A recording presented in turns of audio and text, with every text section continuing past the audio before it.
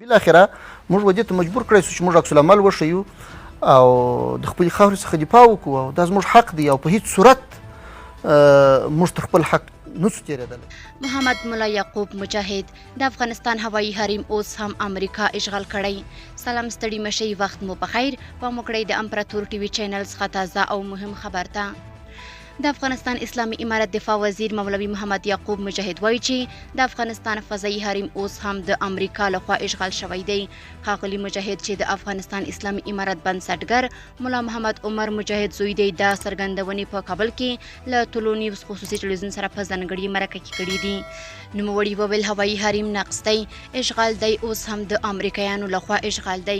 کله چې له ښاغلي مجاهد وپوښتل شول چې د افغانستان فضا ته د امریکا الوتکې له کوم ځایه راځي، نوموړي په ځواب کې وویل تیر ځل مې په دې اړه وضاحت کړی و، نه غواړم بیا نندرې را پیدا شي او هیوادونو سره مو تعلقات خراب شي.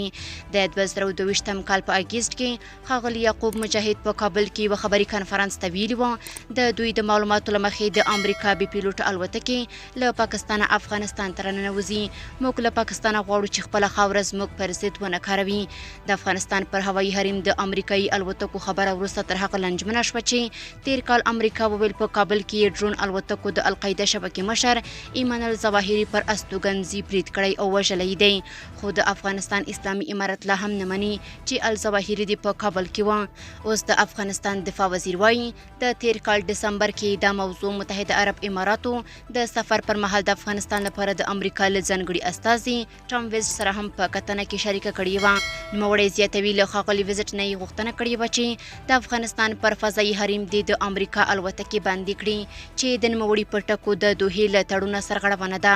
امریکایي پوځي چارواکو تل ویلي چې له افغانستانه تر وتلو وروسته هلته له لرې واټنه پرته له دې چې پوځیان ولري اهداف په نښه کولی شي. ټولګډونه حکومت که وخت راکړل شي حکومت کې باید تنوع شي.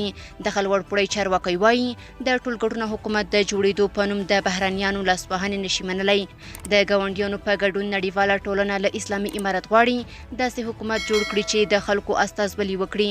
خو اسلامي امارت تل ټینګار کوي چې حکومت کې د هر قوم خلک شته.